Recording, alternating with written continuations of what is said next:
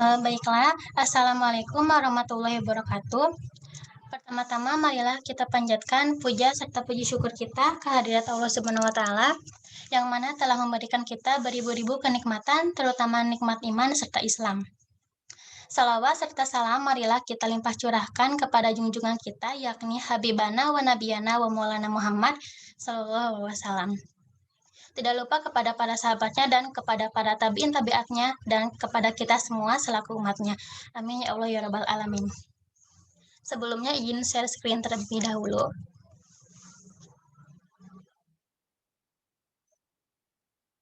Baiklah, kami dari kelompok 1 dari Pendidikan Kewarganegaraan yang beranggotakan 5 orang. Yang pertama, saya sendiri selaku moderator, yaitu Fitri Nopi Sugiati. Dan yang kedua, ada pemateri Safitra Yani Siregar. Yang ketiga, ada Muhammad Aldi Zulfikar. Yang keempat, ada Nur Aini Ramadhani. Dan yang terakhir, yaitu ada Suci Padilla. Masalah yang kami kaji itu mengenai Project Citizen Pendidikan di Era Pandemi. Baiklah, untuk materi yang pertama, akan disampaikan oleh Syafitra Yani Siregar. Waktu dan tempat disilahkan. Materi pendidikan merupakan keseluruhan proses di mana seseorang mengembangkan kemampuan, sikap, dan bentuk-bentuk tingkah laku yang bernilai positif. Hal itu untuk menjalankan fungsi kemanusiaan yang diemban sebagai seorang hamba di hadapan Sang Pencipta. Pendidikan sangat penting bagi kehidupan. Bahkan tuntutan akan pentingnya pendidikan semakin besar mengingat arus perkembangan dunia yang semakin cepat. Next. Pendidikan juga diartikan sebagai proses pembinaan dan bimbingan yang dilakukan seseorang secara terus-menerus kepada anak didik untuk mencapai tujuan pendidik.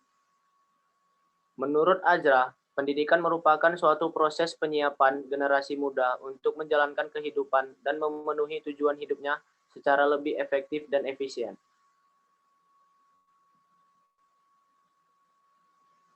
Adanya pandemi COVID-19 yang melanda dunia termasuk Indonesia berdampak pada berbagai aspek kehidupan, salah satunya pendidikan.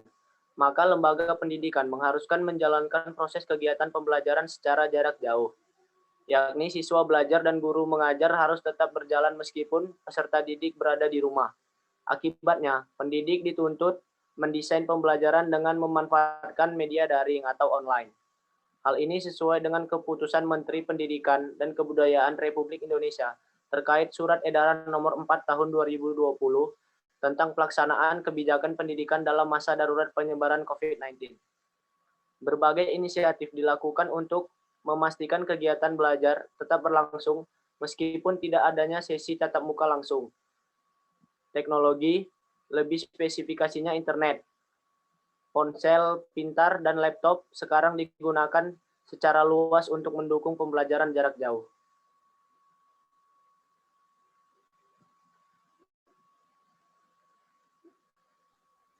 Baiklah, terima kasih kepada Syafitra Yani Siregar.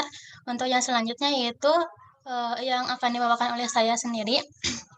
Yang pertama itu ada sumber informasi. Kami melakukan wawancara kepada narasumber dari perwakilan guru, murid, dan orang tua mengenai topik yang kami bahas dan kami rangkum ke dalam 10 pertanyaan sebagai berikut. Yang pertama yaitu, dampak apakah yang terasa oleh Anda sebagai siswa saat mengalami perubahan pendidikan di masa pandemi COVID-19 ini? Pertanyaan yang kedua yaitu, apakah Anda sebagai orang tua siswa pro atau kontra terhadap perubahan pendidikan yang berubah drastis di saat pandemi COVID-19 ini? Pertanyaan yang ketiga yaitu, dampak apakah yang terasa khususnya kepada Anda sebagai guru dengan adanya perubahan pendidikan di masa pandemi COVID-19 ini? Yang keempat yaitu, menurut Anda sebagai siswa, apakah pembelajaran daring ini sudah sangat efektif? Yang kelima yaitu, menurut Anda proses pembelajaran yang seperti apa yang optimal dilakukan di masa pandemi? Yang keenam yaitu, bagaimana sistem penilaian dari pembelajaran di masa pandemi ini? Yang ketujuh, menurut Anda apakah pemberian tugas rumah yang banyak bagus diterapkan pada masa proses pembelajaran saat ini? Nomor 8 yaitu media online apa saja yang digunakan untuk pembelajaran daring dan efektifkah media online yang digunakan. Nomor 9 yaitu menurut pendapat Anda, apakah belajar melalui daring mempengaruhi perkembangan daya tangkap belajar anak? Dan yang terakhir yaitu apa masukan atau harapan Anda untuk Indonesia? Jawaban narasumber. nomor 1 yaitu dampak pandemi COVID-19 terhadap dunia pendidikan merupakan salah satu negara yang terinfeksi pandemi COVID-19, sehingga berdampak kepada masyarakat dan mahasiswa tidak bisa bertemu langsung di kampus atau di tempat umum. Begitu juga kegiatan proses belajar mengajar dilaksanakan dari rumah, bahkan bekerja pun tidak dilakukan dari rumah dengan tujuan agar bisa mengurangi penularan COVID-19. Nomor 2 yaitu tapi kasus yang banyak terjadi ketika penerapan sistem pembelajaran online ini diantaranya tidak meratanya siswa dan orang tua siswa yang pandai mengoperasikan media online. Tidak semua orang tua siswa mampu membeli kuota internet, sinyal internet di rumah siswa tidak terjangkau.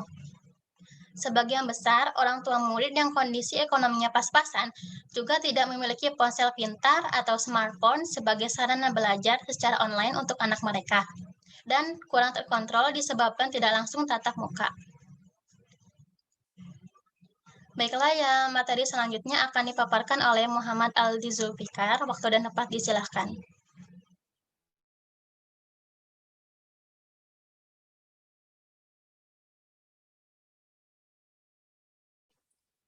Sebagai guru, ia merasakan dampak yang amat terasa berat dimulai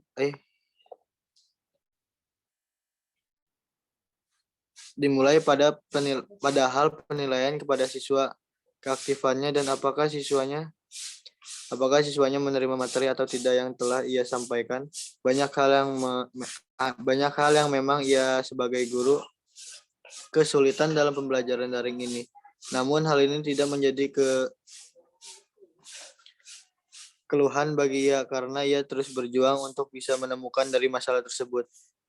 Dan yang keempat, ia mengatakan bahwa pembelajaran daring ini sudah efektif, namun tidak seefektif apabila belajar secara tatap muka, dikarenakan ia merasakan dalam pembelajaran secara daring ini dalam hal penerimaan materinya pun susah, karena ia lebih bisa mengerti materi yang disampaikan oleh pengajar apabila secara langsung atau tatap muka. Terima kasih. Menurut saya, proses pembelajaran yang optimal di masa pandemi ini adalah mengikuti susunan pembelajaran apa yang sudah diberikan atau disusun oleh guru atau dosen. Karena di pandemi ini sangat sulit untuk melakukan pembelajaran sendiri. Yang keenam, dari sistem penilaian pembelajaran di masa pandemi ini hampir sama dengan pembelajaran offline, yang membedakannya hanya sulit jika ingin memperbaiki nilai. Belum lagi jika ada masalah yang tidak diinginkan dan sulit menghubungi ke guru atau dosen ini mempengaruhi dengan penilaian. Itu. 7. Tidak, tugas rumah harus diberikan secukupnya dan sewajarnya, tidak melihat keadaan sedang pandemi ini atau tidak.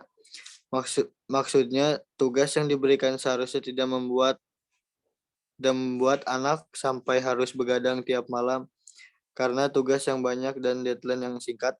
Belajar dari rumah tetapi diberikan tugas yang banyak akan membuat imun anak menjadi menurun akibat terlalu banyak mengerjakan tugas rumah. Yang ke-8, ya, karena ketika belajar di sekolah tidak ada distraksi atau pengalihan perhatian. Semua murid akan fokus ke materi. Sebaliknya, ketika belajar daring, banyak distraksi dari lingkungan rumah, contohnya handphone, game, dan lain-lain, dan anak-anak cenderung cepat merasa bosan. Mungkin ilmu yang diterima hanya 30 menit pertama pembelajaran. Terlebih lagi ketika di masa pandemi seperti ini, anak-anak jadi sering terbiasa bermalas-malasan, terutama malas dalam membaca. Anak jadi cenderung harus disuruh terlebih terlebih dulu ketimbang inisiatif untuk membaca atau sekedar untuk membuka buku pelajarannya. Jadi pertumbuhan perkembangan otak menjadi menurun karena jarangnya distimulasi dengan belajar atau berpikir. Baiklah, terima kasih kepada Muhammad Aldi Zulfikar. Untuk materi yang selanjutnya yaitu akan disampaikan oleh Nur Aini. Waktu dan tempat disilahkan. Assalamualaikum warahmatullahi wabarakatuh. Terima kasih Fitri. Lalu ada pertanyaan yang ke-9. Narasumber mengatakan bahwa dalam kegiatan PJJ mereka biasanya menggunakan aplikasi Zoom, WhatsApp Group, Google Meet, dan Google Classroom untuk menunjang proses pembelajaran keefektifan dalam menjalankan aplikasi bergantung kepada jaringan. Jika jaringan tersebut full, maka materi yang disampaikan jelas. Lalu yang ke-10 ada harapan saya saat ini untuk Indonesia, yaitu semoga pandemi COVID-19 yang melanda negara kita bisa segera musnah dan tentunya bangsa Indonesia bisa memulai aktivitas sesuai yang sebelumnya, dan tentunya kita sebagai penerus generasi bangsa dalam situasi ini, apapun kondisi, apapun itu, tetaplah mementingkan pendidikan. Karena dengan adanya pendidikan, kita bisa menopang bangsa Indonesia lebih maju dan sejahtera. Kebijakan alternatif pemerintah keuangan hendaknya memberikan kesenjangan dan bantuan kepada orang tua khususnya yang membiayai anak-anaknya untuk belajar. Sudah banyak pekerja buruh maupun yang berdagang diberhentikan karena COVID-19 ini, sehingga banyak anak-anak yang putus sekolah dikarenakan pendapatannya semakin menurun. Memberikan pemerataan bantuan kuota kepada seluruh mahasiswa atau siswa maupun dosen atau guru, banyak diantaranya yang tidak menerima bantuan tersebut. Karena hal itu, pemerintah hendaknya lebih teliti lagi dalam program pemerataan tersebut. Pemerintah hendaknya lebih memperhatikan lagi mengenai fasilitas yang dipakai saat pembelajaran online ini, dikhususkan kepada orang tua yang kurang mampu untuk memberikan fasilitas belajar dan menyediakannya demi berlangsungnya pembelajaran online. Terima kasih. Baiklah, terima kasih kepada Nur Aini Ramadhani yang telah menyampaikan materinya. Untuk yang selanjutnya yaitu akan disampaikan oleh Suci. Waktu dan tempat disilahkan. Baik, terima kasih Fitri. Atas materi yang telah kita sampaikan tadi, bisa ditarik kesimpulan bahwa proses pembelajaran jarak jauh yang dilaksanakan saat ini belum dapat disebut sebagai kondisi belajar yang ideal, melainkan kondisi darurat yang harus dilaksanakan. Masih terdapat berbagai kendala sehingga pembelajaran dapat optimal.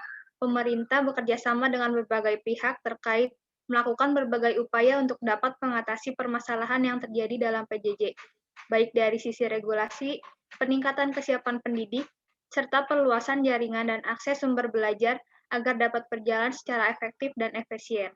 Namun demikian, upaya tersebut perlu terus ditingkatkan agar optimalisasi PJJ tidak hanya untuk kondisi darurat seperti saat ini, tetapi juga untuk dilaksanakan dalam situasi normal sesuai dengan kebutuhan pelajar.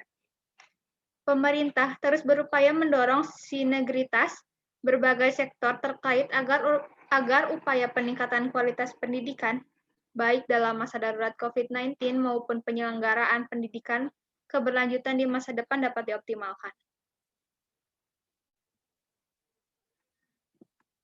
Ada pula saran dari kelompok kami tentang pendidikan di era pandemi ini adalah melakukan pengoptimalan dalam pembelajaran daring ini dan berupaya untuk bisa menyesuaikan dengan keadaan saat ini. Baiklah, terima kasih kepada Suci yang telah menyampaikan materinya. Mungkin cukup sekian pemaparan materi atau informasi yang kelompok kami sampaikan. Selebihnya mohon maaf apabila banyak kesalahan. Wabillahi taufiq wal hidayah. Wassalamualaikum warahmatullahi wabarakatuh. Waalaikumsalam. Waalaikumsalam warahmatullahi wabarakatuh.